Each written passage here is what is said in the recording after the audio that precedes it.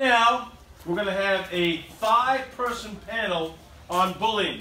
So I need Brianna, I need Michelle, Thomasina, and Benoit, all 5. This is going to be a very important segment. It's on bullying, and we have an amazing panel from Communities Against Bullying. We have Thomasina, we have Michelle, and then we have a young girl who has inspired us all, named Brianna McDonough, and her musical mentor and great influence in her life, the great musician Benoit. So why don't we start with Brianna, your story. Talk about how music became a refuge for dealing with bullying that you encountered at your school. Well, I've always been kind of like different and singled kind of out in the crowd and stuff, whether it be a positive or negative way, but when I come to high school, it became a really negative way, and people were purposely like ignoring me or purposely leaving me out of things to make me feel bad and trying to make me feel like something was wrong with me. And I've always kind of been into music, and I just kind of let that express myself rather than take it out in negative ways like self-harming or harming others and stuff like that. Benoit, talk about your role in inspiring Brianna with her music and dealing with the bullying. Well, Brianna, I was lucky enough to be her teacher. You know, I was sent to hi Luna. I was sent by a music company I used to work for, to go teach her lessons in Rockaway Beach when they lived there, and then they moved and closer to Long Beach. So I was able to follow her as a teacher. And one of the things that was awesome was I was a guitar teacher, but we also worked on the piano, and she always had her own vision. So she always sang. She sang before I taught her how to sing. I helped her along the way. And the same thing with this work that she's doing.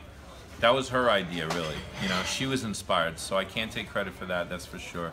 She's a awesome, intelligent young lady, and she's going places, and we're real proud of her. And when you called me up to say, hey, Benoit, did you see the article in the paper?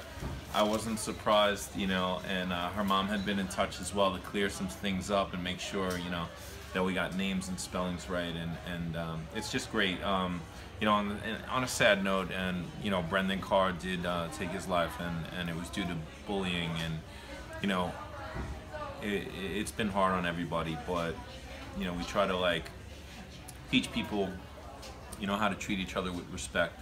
We try to teach kids how to deal with bullying and how to shine a positive light forward as we move forward in this world together, and give inspiration. And the money, you know, she's raising on her tour to give back to the anti-bullying coalition or in the groups that we'll talk about, I'm sure, is great. It's wonderful. So thank you.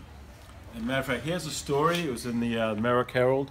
Merrick student fights bullying with music, and you can see the Benoit logo right at the bottom of the picture. But it was a great story, and I want to bring Thomasina and Michelle into it. Your group is all about anti-bullying, and when you hear a story like this, it's got to inspire you, Thomasina. When I was listening to you tell your story, it actually brought tears to my eyes.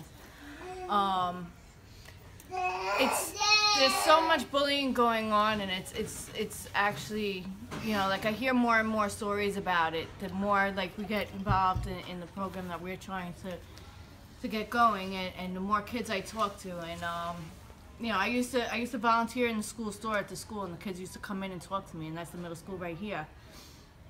And the stories that the kids would tell me, and like they say, oh, but it's okay, you know, whatever, and they'd walk away. But I would see in their faces they're telling me the stories. So they were telling themselves that it's okay, but like still feeling the emotions. And I think it's become so much to the point that kids are afraid to talk about it now, because they feel like they're going to be like chastised by the adults or like other people. They don't know where they can go. I'm dealing with something myself with my daughter, and you know, it's just it's heartbreaking. And I think social media today has a different aspect, and it's creating a new realm for these kids to have like double lives in a sense, because they act one way in front of the teachers, the adults, and the authority figures in their life, but online they're a totally different person. And I've been saying this, and I've been very vocal online about it, that parents need to pay attention to what their children are doing online, not just what they're doing when you could see them. Because I've recognized it from going on my kids' accounts. I have their passwords, I have their accounts, and I see what they're doing, and they're not innocent. You know, I mean, the girl that's getting the Student of the Month award is not the same girl that I'm watching online.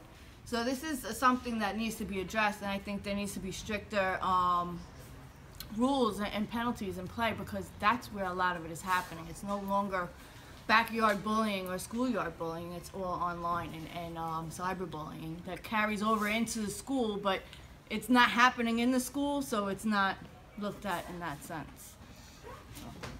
Michelle, you want to add something there? Hi, Brianna. It's great to meet you, and I think you're so brave for what you do, and I think that's why the community is so behind you and inspiring. You're inspiring other children, I think, and teens, you know, around your age, and that it's okay to have these feelings and, you know, talk about them and express them in art and music, however you feel comfortable. And the schools have actually come a long way. They have the Dignity Act now, which has helped a lot of students. And we're working with the schools too to not chastise the bully in per se, but also find out what's going on, because people are acting a certain way because of something at home. Maybe they're being bullied, and that's how they're expressing it and then taking it out on a weaker person. So I think as a community we can finally grasp this and hopefully put a stop to it together. Absolutely. And Brianna, how has music made a difference in your life with the bullying? Have you found like a lot of the kids have given you more respect because you are such a talented artist? Has that made a big difference in your life?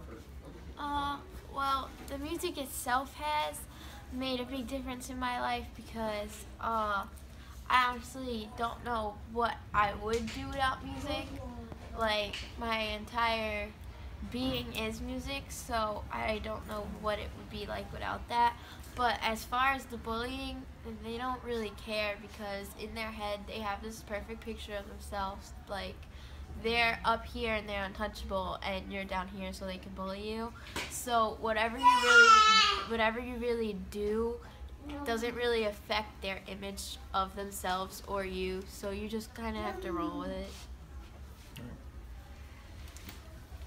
Talk about the fundraiser you're doing for Brendan Carr and how much it means to you to do this, and talk about how people can contribute to the Brendan Carr fundraiser. Well, this summer I'm going to be going on a European tour to 4 different countries, and I wanted to help my parents out and raise money. So originally that's the only thing that my GoFundMe was for, but then we had heard about Brendan taking his life because of bullying, and I was like, wow, like that could have been me, because bullying like was affecting me and still is affecting me at that time, and you really don't know what's gonna happen. And I felt like if there's so many people going through this, that we have so many stories coming out about children taking their lives and stuff because of it, or doing horrible things because of it, that it would be nice if I could use what I'm doing now to maybe help other people. So in his memory, half of the funds that that are raised on my GoFundMe will go to the Long Island Coalition Against Bullying to help them with their programs and their fundings, because they're really helping young people out there who are going through this time in their life. That's great. And I know you talked to Julie, Brenda's mom. I'm sure that she's really inspired about what Brianna is doing. Absolutely. You know, she's definitely still grieving and dealing with it. So, you know, one of the most painful things in the world is to lose your child, and you know, in such a way. But she's very appreciative of what Brianna's doing, and you know, we're pretty close friends. I actually wrote a song that I played on the radio here a long time ago, and I re-recorded the song. You're more than welcome to sing it again today. That would be great. Today I'm not ready, but all right, but anytime. But I did record the song. Beautiful. It's really, I'm very proud of it. I played violin and viola and layered things, piano, and I can't wait to share it with you guys. All right, sure. It's, yeah. Awesome, that's great. I really want to thank Thomasina, Michelle, Brianna, and Benoit. This is a really riveting, moving segment, and we hope that a lot of people on Facebook and YouTube get a lot out of this segment. So everyone, thank you so much for sharing. And next, we're going to hear Brianna sing, and I think you're all going to be moved by her singing.